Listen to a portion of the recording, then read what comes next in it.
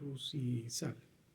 Economía para ignorantes en economía. Y no voy a hablar como Ríos, porque Ríos era socialista. Entonces Ríos nunca habló de economía, habló de lo que el marxismo le enseñó de economía, el marxismo enajenado de Engels, que no es el marxismo que el mismo Marx dijo, no, yo la regué. Voy a tratar de explicar algunas cosas que me preocupan, sobre todo por el país que tenemos y porque ya tiene mucho que no hablo de sistemas económicos y de sistemas educativos y todas esas cosas que precisamente la maestría que estudié fue para eso, fue gestión y políticas educativas en educación superior y ahí consumí todos estos temas. No soy un experto en economía, por eso voy a tratar de explicarlo hasta donde me permite las interpretaciones que sostuve con los economistas que leí y sobre todo tratando de explicar un poco sin ser crítico, sin tocar la demagogia o la crítica de la economía como está en México ahorita. Simplemente explicar las relaciones económicas desde el punto de vista de lo que hoy llamamos o mal llamamos globalización. Eh, Toda internacionalización de un país, es decir, toda forma en la que el país se interconecta económicamente hablando con otros países, es parte de ese proyecto globalizador.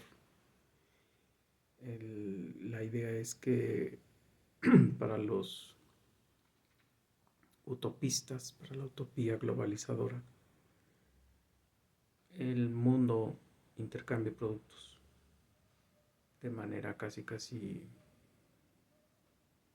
global, o debería de ser, no casi es global. Es decir, yo tendría que tener aquí productos de Yemen, productos de Mali, productos de Singapur, productos de... y ellos tendrían que tener allá productos de nosotros. E igual en cualquier lugar del mundo tendría que haber productos mexicanos y posibilidades de que nuestros mercados tuvieran esa inserción dentro de esos mercados. Esa es la utopía de la globalización. Ahora, la realidad de la globalización es que eso no es posible. Es decir, lo más que ha ocurrido, bueno, sí va a ser posible, pero siempre con la ventaja y desventaja de esto, ¿no? Y lo puedes ver en el mercado europeo, ¿no? El mercado europeo es una buena radiografía de lo que va a ocurrir en el mundo si es que se llega a presentar este famoso nuevo orden mundial.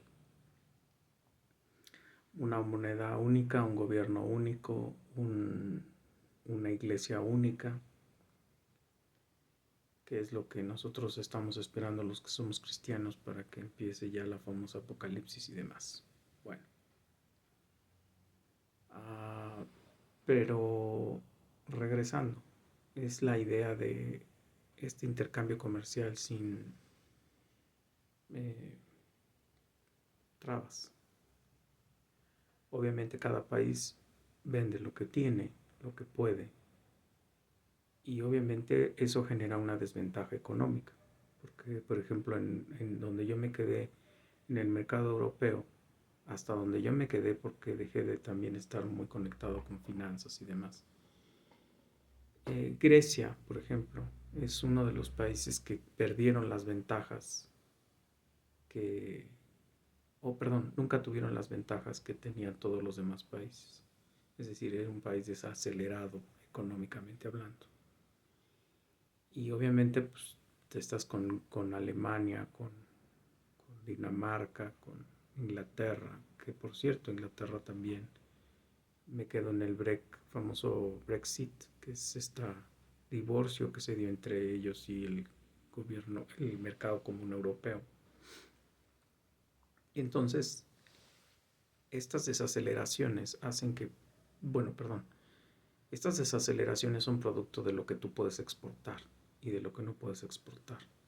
Y obviamente, ¿qué exportamos los países pobres? Bueno, los países pobres exportamos materia prima y mano de obra barata.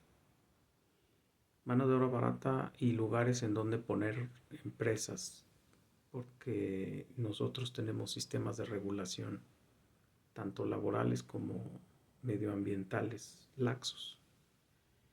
Y entonces, por lo tanto, en nuestros países se puede invertir y sale mucho más barato poner aquí la empresa.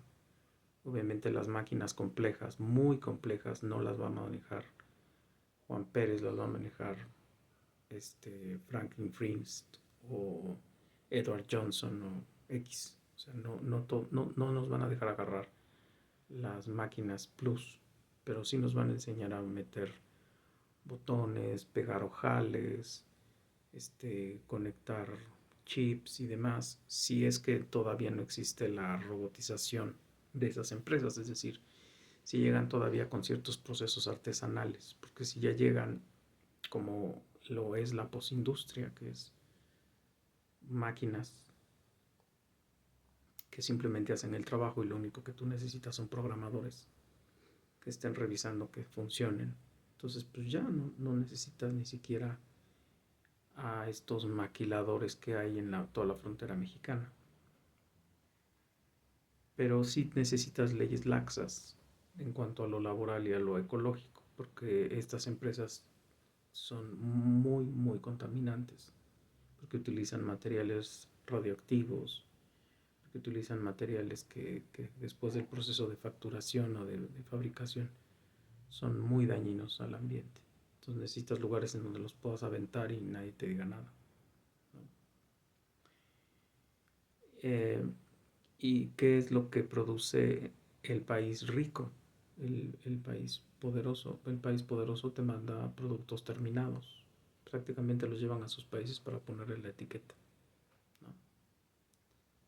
Y decir que después regresan a México y dicen Made in Estados Unidos, cuando en realidad se hizo, ya no sabes en dónde, porque piezas se hacen en Taiwán, piezas se hacen en Medellín, piezas se hacen en,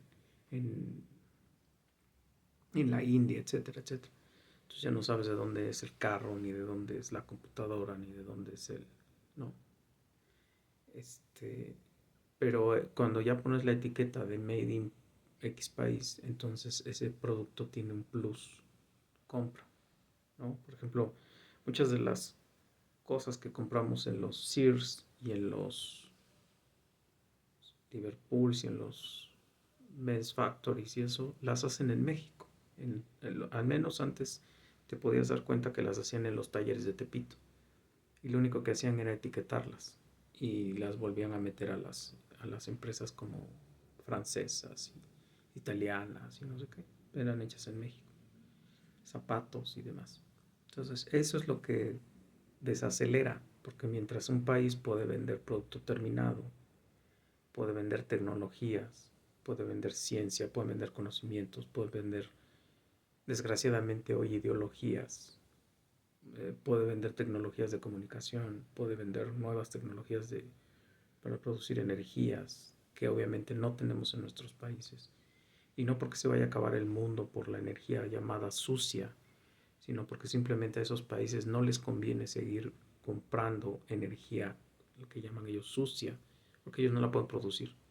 Si ellos tuvieran petróleo y carbón, no estarían preocupados por la ecología, ni por el calentamiento global, ni le estarían fastidiando la vida a países como México o como Venezuela que producen petróleo. No creas que el mundo es ecológico, el mundo es financiero, o sea, piensa por finanzas. Por eso la ideología de género no es por respetar los derechos de los diferentes ni por incluir a los enfermos mentales que ahora les llaman LGBTQ, sino es porque hay que cambiar la tasa de poblaciones. Cuando tú quieres acabar con un país densamente poblado, hay que destruir a la familia y destruir los mecanismos de reproducción. ¿Cuáles son los mecanismos de reproducción? Pues que haya un hombre y una mujer teniendo sexo. Cuando al hombre le dices que es una mujer atrapada en el cuerpo de un hombre y a la mujer le dices que es un hombre atrapado en el cuerpo de una mujer, deshaces el vínculo de reproducción. Entonces destruyes la familia y demás y demás y demás, ¿no? En esa medida, las desventajas de nosotros con esos países pues son grandes. Entonces, nunca esperes que por las alianzas comerciales los países en las alianzas van a crecer a la par y van a desarrollarse a la par, porque si no nosotros tendríamos que tener ya un desarrollo económico muy sostenible después del famoso Tratado de Libre Comercio que empezó con el GATT, que fue el primer tratado de aranceles y comercio que se tuvo en México en los años 70 y que después se volvió el Telecam, bueno, el TLC y luego el Telecam y no sé ahorita ya cómo le dicen. Pero nunca vamos a tener la ventaja de que porque estamos pegados al país que ahorita económicamente hablando es potencia, porque sigue siendo potencia Estados Unidos, no nos da una ventaja. De hecho, los tratados están hechos precisamente para que el país pobre siga siendo pobre, pero le venda al país rico lo que el país rico no produce, que son las materias primas y la mano de obra barata y los lugares ecológicamente laxos, ¿no? Entonces, nosotros, por ejemplo, le mandamos a ellos ya el producto semiterminado, ellos lo terminan de ensamblar, le ponen la etiqueta y te lo devuelven. Ellos te venden la Lenovo, ellos te venden las tecnologías, ellos te venden las energías verdes, por ejemplo, ¿no? Y además te hacen firmar en los tratados de libre comercio que tú te vas a ajustar a sus políticas de energías limpias, de LGBTQ, de, de todo este tipo de cosas y que además eso implica calificaciones. Cuando empezamos en el primer TLC, nuestras calificaciones estaban por el suelo y a Salinas de Gortari, el mejor economista que ha tenido el país y el mejor presidente económicamente hablando que ha tenido México, nos insertó a primer mundo. Al insertarnos al primer mundo, firmamos con la OCDE, con la Organización para la Cooperación y el Desarrollo Económico. Son 70 países millonarios y México. Entonces, México entró al pleito de la economía mundial sin ropa, porque todo lo habíamos vendido a la iniciativa privada, que después quebró y después tuvo que venir un rescate financiero por parte del Banco Mexicano, que se llama FOAPRO ahora y que seguimos pagando y que vamos a seguir pagando. Entonces, México nunca, eh, cuando entró a la OCDE le dijo, ok, tú vas a entrar con nosotros, muéstranos tus calificaciones. ¿Cómo es que tú dices que eres un país del primer mundo? Entonces, obviamente nuestra economía estaba saneada porque habíamos vendido todo y se había pagado la deuda, por eso bajaron incluso 3 ceros al peso. Pero teníamos que también cubrir otros rubros como eran la seguridad, el ejército, el nivel de vida, la educación, y entonces empezaron las reformas. Por ejemplo, a quién vigilaba la drogadicción en México. No había un departamento de drogas en México. Era una oligarquía basada en que el ejército veía todo, el ejército y la policía. ¿Quién da clases en tus escuelas, por ejemplo? Que eso fue lo que a mí me tocaba analizar. Bueno, la clase es un técnico bachiller. No es posible. En nuestros países desarrollados dan clases doctores. Doctores a los cuales se les da una cédula provisional para dar clases. No, pues aquí fíjate que nosotros sacábamos chamaquitos a los 14, 15 años y los mandábamos a las sierras y a los lugares donde hiciera falta a que castellanizaran y educaran y así nos la aventamos hasta el 2000 que nos metieron al Telecam, perdón, al 92, 93, que después vino el error del 94. Y entonces todo eso tuvo que recomponerse en México y reformarse en México. Entonces se crearon, por ejemplo, las agencias de investigación de las drogas, se creó la reforma educativa con la famosa vuelco de que la normal ya dejó de ser normal, sino que era una universidad. Se habló de la carrera magisterial para poderle elevar los créditos a todos los maestros, porque si no, tenías que correrlos a todos. Y, y entonces la estrategia del gobierno fue crearles estrategias para aumentarles el nivel de créditos y darles valor de licenciatura y de maestría, cuando eran simplemente bachilleratos. Ni siquiera tenían el nivel de técnicos. Um, Después por eso se crearon las carreras, licenciado en educación en preescolar, licenciado en primaria, licenciado en secundaria, etcétera, etcétera, etcétera, ¿no? Y entonces ya no podías salir con tu nivel técnico a dar clases, que otra vez en el extranjero ni siquiera valía como nivel técnico. Por ejemplo, o sea, estoy poniendo ejemplos de las crisis que estamos viviendo ahorita. Ahorita la calificación, o bueno, las calificadoras siguen midiéndonos.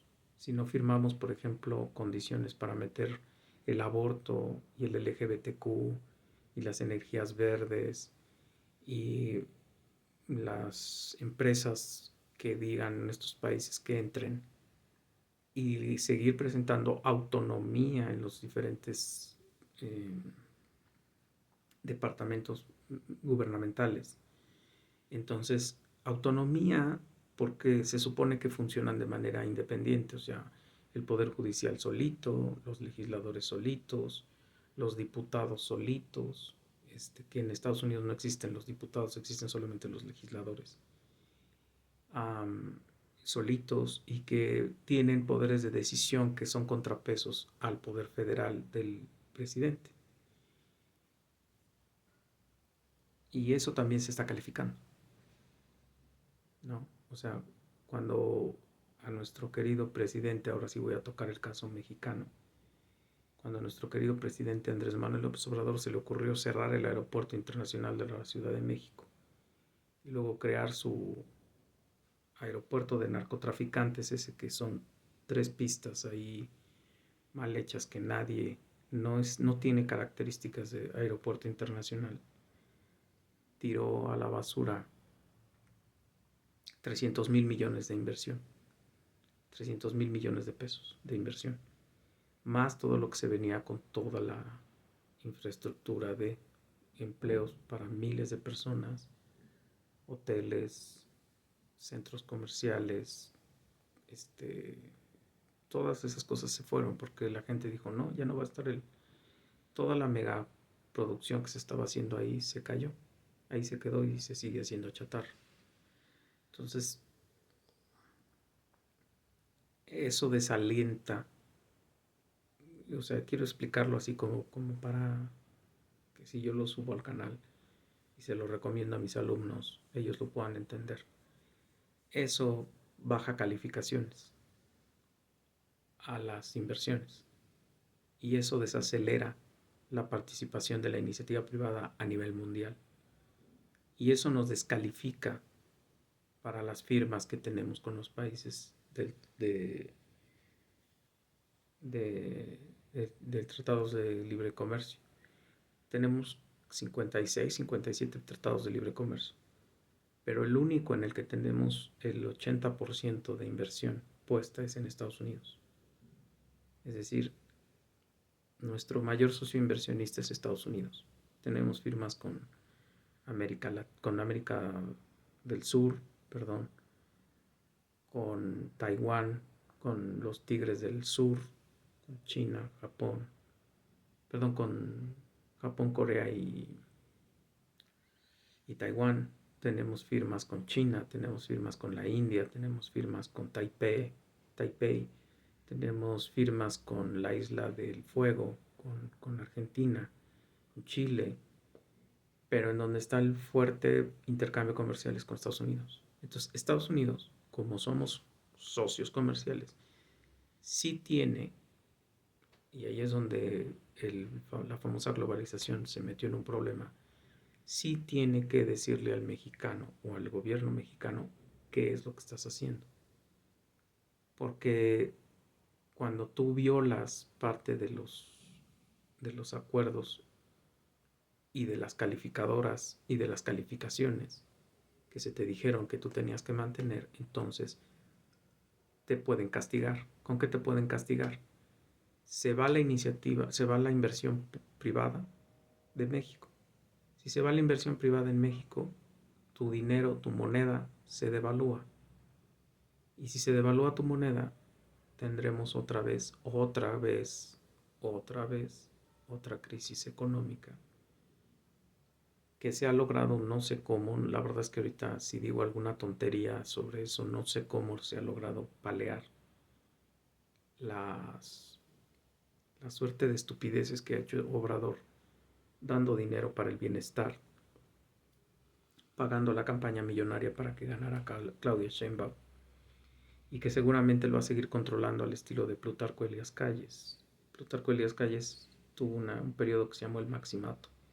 Ella había salido del poder, pero los que entraron después al poder le preguntaban a él qué hacer. Es lo mismo que está teniendo que hacer ahorita Sheinbaum y todos los que están entrando con ella, porque él es el que va a seguir manejando el poder. El problema es que él no quiere entender o reconocer, o no sé cómo se pueda decir, que dependemos de las relaciones comerciales. Y que no es que sean las mafias del poder y demás, porque esas mafias que él dice son las empresas que le dan de tragar a su país, a nuestro país, a México, a nosotros, a los mexicanos. O sea, no es que sean las mafias malas y demás. Sí, sí son, pero están peleando sus intereses. O sea, si es una estupidez meter el aborto en México y meter el LGBTQ en México y demás, pero ellos están, según su programa, están viendo por sus intereses económicos, y tú firmaste y tú dijiste que sí, y cada que te dan dinero ellos te dicen, a ver, ¿dónde están los abortos que te estoy pidiendo? ¿Dónde están las concesiones para abortar? ¿Dónde están los inclusivos? ¿Dónde está que tienes homosexuales apoyados y favorecidos? ¿Dónde están las lesbianas? ¿Dónde están las feministas? Pero igual te van a decir dónde está el gobierno judicial o la parte judicial de tu país siendo independiente. Eso no lo tiene México.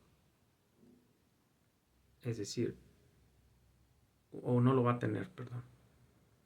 Es decir, la reforma judicial que ahorita se va a aprobar en fast track es una reforma que va a dejar en manos de una persona el control del poder judicial, porque esa persona va a decidir quién se queda en el poder, perdón, quién se queda en los magistrados, o sea, el poder judicial. Acuérdate que México tiene tres poderes: legislativo, judicial y ejecutivo. Y el judicial era el contrapeso del ejecutivo y del legislativo, igual que el legislativo era el contrapeso del judicial y del ejecutivo. Entonces, el judicial ya no va a ser un contrapeso, porque ahora Sheinbaum va a decir quién queda como candidato para magistrado, y ella va a decidir por quién se tiene que votar, y va a salir con sus votaciones y sus consultas ciudadanas, que al final van a dejar a esa persona que ella dijo que tiene que ser. Y si no se la aceptan, va a pasar lo que pasaba en el gobierno de Obrador. Él regresaba las votaciones. Él decía que no. Él decía, ok, ustedes ya lo decidieron, yo no. Y lo votaban. Eso antes no existía. Antes se hacía carrera judicial, o todavía lo que existe hasta la semana que viene es la famosa carrera judicial. Tú pasabas por todo un proceso que te formaba para ser juez, magistrado y demás, y tú no llegabas de improvisado, y no eras clientelar, o sea, no respondías a la que te subía, porque no te subían ellos, te subía la misma carrera. O sea, los procesos que tú llevabas allá adentro, donde por acreditación meritocrática tú ibas accediendo a esos espacios. Digo, no dudo que estén corruptos, no dudo que estén sucios, no dudo que también haya basura, pero sí eran un contrapeso al gobierno federal. Eso ya no va a existir. Eso las calificadoras económicas en el mundo están diciendo, no lo hagas, porque si lo haces, te vamos a sancionar económicamente. Deja de mantener a Pemex, deja de prohibir la entrada de las energías verdes, que te vuelvo a repetir. No es que a ellos les preocupe lo ecológico, es que les preocupa que ellos no pueden producir nada con petróleo. Entonces tienen que hacernos creer que están ayudando a paliar el calentamiento global. No es cierto. Lo que están paliando es que ellos no producen energías verdes. Ellos tienen que vendernos, perdón, energías sucias. Ellos tienen que vendernos lo que ellos sí pueden producir para que entonces nos endeudemos con ellos. ¿Por qué? Porque como tú no tienes esa tecnología, se las vas a comprar, igual que pasó con el petróleo mexicano en el 38. Nosotros les comprábamos las tecnologías para destilar la gasolina y Lázaro Cárdenas del Río logró que con sus científicos mexicanos en el Instituto Politécnico Nacional se lograra la destilación de la gasolina. Y la gasolina se le dijo a Estados Unidos, esto era la condición que dijiste, que nosotros pudiéramos hacer lo que tú nos dijiste que nada más sabías hacer tú. Ya estamos destilando la gasolina. Libera el petróleo para el mexicano y la producción de las gasolinas. Entonces ahí fue donde se dio la famosa expropiación petrolera. ¿Qué fue? Que se nacionalizó el petróleo mexicano, ¿no? Ahorita, ¿qué es de lo que se trata? Bueno, que a Pemex no le quieren inyectar dinero a la iniciativa privada porque no le conviene, porque a ellos lo que les conviene es que tú metas las energías verdes y te están chalaqueando de que como con la LGBTQ, como con el aborto, como con el feminismo, que eso es lo bueno, que eso es lo sano, que eso es lo progresista, que si quieres que tu país sea de primer mundo. Y entonces entró Tesla y entran todas esas energías verdes, porque eso es lo que sí ellos pueden producir y con eso sí te pueden endeudar. ¿Por qué? Porque tú tienes que comprarles a ellos las tecnologías. Y entonces tú tienes que endeudarte con sus empresas que producen esas tecnologías verdes, aunque el petróleo pueda seguir funcionando perfectamente bien, pueda seguir usándose perfectamente bien para hacer toda la producción del mundo. Y entonces tienen que sacar artículos espectaculares como que mira, se subió el nivel del agua, mira, se murieron los pajaritos en no sé dónde, mira, igual que como hacen con el LGBTQ, igual que hacen con el aborto. Mira, a la mujer le estamos respetando sus derechos reproductivos. Y sí, y el bebé que estás destrozando y tirando en una bolsa de basura, o estás vendiendo sus órganos en el mercado negro, o los homosexuales y las lesbianas y los queers y no sé qué tanta tontería. Bueno, a esos cuates les están aceptando que no están en el cuerpo adecuado, sino que quién sabe a quién se le ocurrió ponerlos en un cuerpo inadecuado. Pero que no se preocupen, que hay industria para mandarlos al cuerpo adecuado. Y entonces ya el hombre decide cortarse los testículos, ponerse una vagina, inyectarse hormonas, ponerse senos y ya deja de aparearse y entonces reduces las tasas poblacionales, destruyes la familia, destruyes al país, etcétera, etcétera, etcétera. Pones a las empresas victimizando a los homosexuales, victimizando a las lesbianas, victimizando a los, igual que hacen, insisto, con las energías verdes, igual que hacen con el aborto. Ponen a las mujeres embarazadas diciendo que ahora sí ellas son las que van a decidir cuándo y cómo van a tener sus hijos. Siguen satanizando el nacimiento de bebés, siguen haciéndole creer a la mujer que la mujer progresista es la que aletarga su tiempo de embarazo y que se embaraza hasta que ya no puede embarazarse, etcétera, etcétera, etcétera, etcétera, ¿no? Entonces, te siguen diciendo que todo esto es parte de ser libre, de ser autodeterminado, de ser inclusivo, de ser progresista. Y esto obviamente pega en las calificaciones de tu país. Aceptar todo lo que te estoy diciendo. Y también en la parte judicial y en la parte de vigilancia y en la parte de, eh, ¿cómo se llama?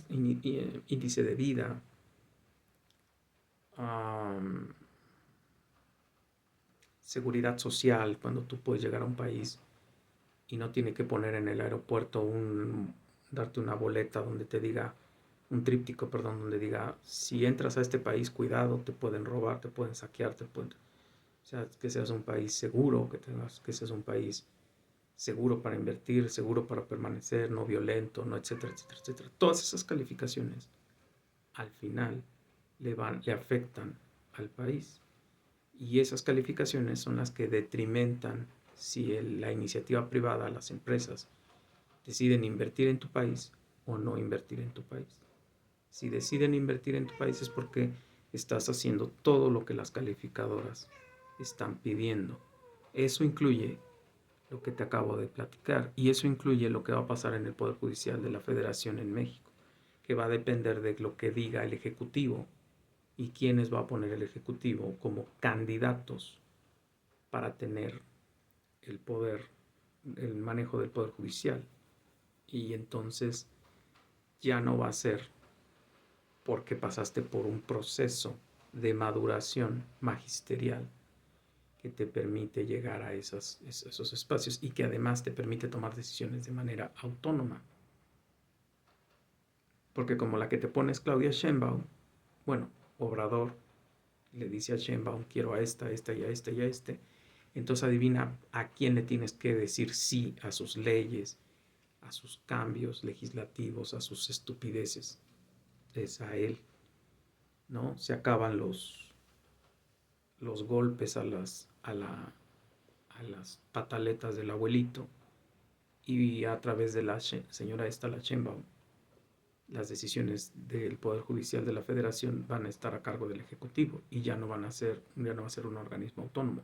Eso las calificadoras están diciendo, si haces eso, otra vez vas a desacelerar a tu país, porque ya no vamos a invertir X, Z, Y y B, que ya de por sí, cuando empezó el sexenio de Obrador, X, W, M y N ya se habían ido del país. Entonces, eso es lo que nos va a llevar a una nueva crisis económica. Aunque Sheinbaum y el abuelo y todos los ignorantes en economía digan que eso es la mafia del poder. Sí, pero esa mafia del poder es la que te da de comer y es la que te invierte en México. Esa es esa mafia del poder. La misma que tú le aceptaste el uso recreativo de la marihuana, a la misma que le aceptaste el LGBTQ, a la misma que le aceptaste el aborto, es la misma que te está diciendo, deja al Poder Judicial trabajar solo.